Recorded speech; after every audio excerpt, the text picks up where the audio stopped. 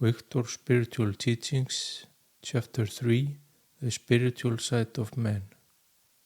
When a person begins to awaken to awareness of themselves and their surrounding, fear is a part of life in some form. Intense inner fear creates suffering and distress, whether mental or physical. At this point, the person is alternately loving and fearful. This is an inner struggle that takes place in most people. Anxiety is often not far away, and it has a negative impact on many people, reducing their vitality and will. Other individuals also affect the well-being of a person in a direct or indirect way. Many people depend on others' opinions and their lives and actions, thereby letting others control it. Many are angry and hateful toward their neighbor for the wrongdoings of the past. Also, many people find it difficult to come to terms with their past and their own misdeeds, and sincerely wish to be able to retract some of their words and action toward others. The past causes shame and or sadness for many, while the future often causes anxiety and fear. It can be difficult to live in the moment where the mind is constantly moving in the past and or future. Many people are filled with worry and fear about their livelihood and health. Fear appears to people in different ways, and it is a great deceiver that can deceive people repeatedly and cause them a great suffering.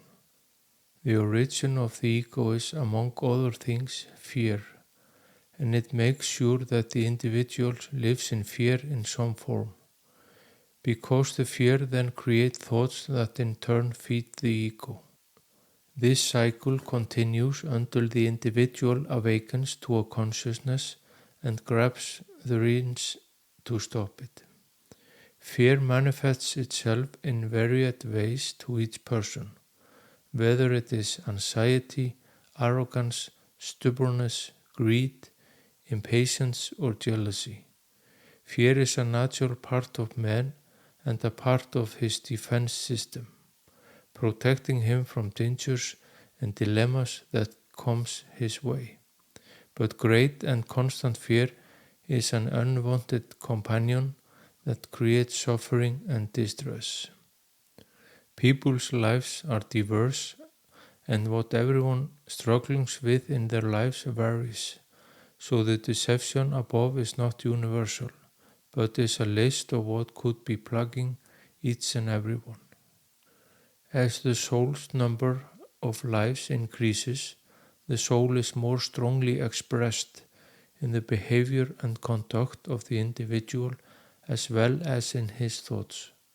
Therefore, love and compassion increases as the number of lives increases, and spiritual development increases as well, and with it consciousness.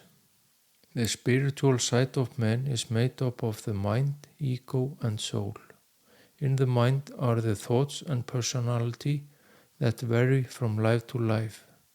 It is composed for each life so that the soul can experience what it has decided to go through.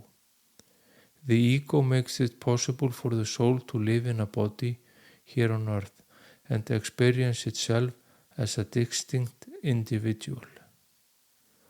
The ego is the opposite of the soul, and its origin is deception, fear, and division. It is a part of man's defense system and protects him from danger and trouble. But the main task of the ego is to keep the soul away from God's energy and to keep the man in fear and divided from others. All earthly things are temporary experiences, so that the soul can experience, learn, and develop upwards and rise its consciousness towards the energy of God steadily. For young souls, it is the interplay of the mind and the ego that is dominant, and the manners, thoughts, and actions of the man are characterized by it, with fear as the dominant driving force in every manifestation. When the soul is reaching middle age, it begins to manifest itself more, and the mind and the soul connect, and the man's behavior then becomes more loving. Empathy increases, as does cooperation. During this age of the soul and the ego take turns controlling the individual life so that the fear and love alternate in his behavior.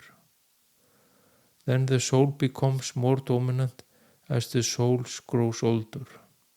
And for old soul, it is the interaction of the soul and mind that is almost completely in charge. However, the ego and the fear are never far away and can appear from time to time and lead the person into fear and anxiety, and thus into distress and suffering. As mentioned before, this process is a development of the soul, takes many lives, and is counted in centuries. Like the life of man from infant to an old person, where the person matures and grows year by year, the soul develops from life to life in the same way. A person who is loving and helpful to his neighbor and has learned to love him unconditionally is an example of an old and mature soul. The young soul, on the other hand, might think, my interests come first and last, and as long as I am doing well, I don't care about my fellow man. A person who has gained an understanding of this process of the soul is quick to identify the age of the soul of the person in question by their behavior, words, and actions. The origin of the God's energy is the truth of all that is, the love of all that is, and the unity of all that is. The highest goal of the soul here on earth is to connect and get in tune with the God energy. And when consciousness rises to increased love, the soul gets closer to this goal steadily.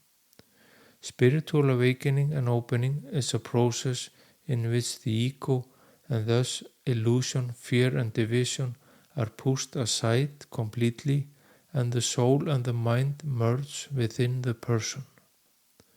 Then this interaction between soul and the ego comes to an end with the mind and the soul finally take over.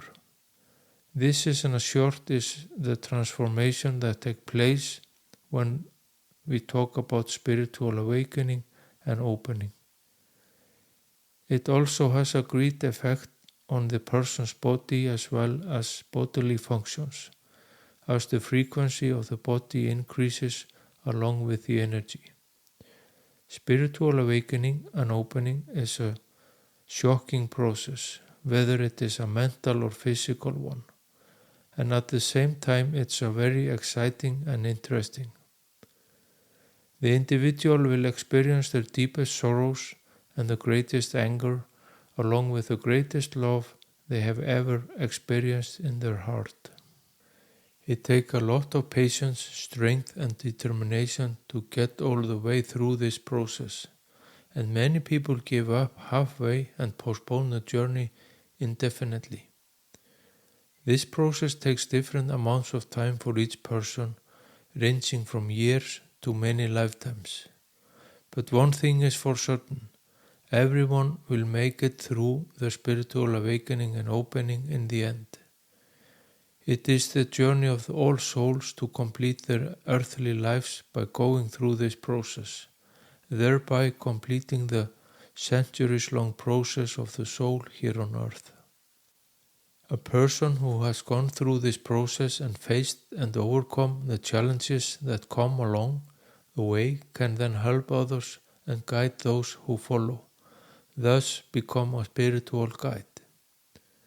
He can share his experiences from his spiritual awakening and opening and become the beacon that anyone who is ready to begin his journey will need.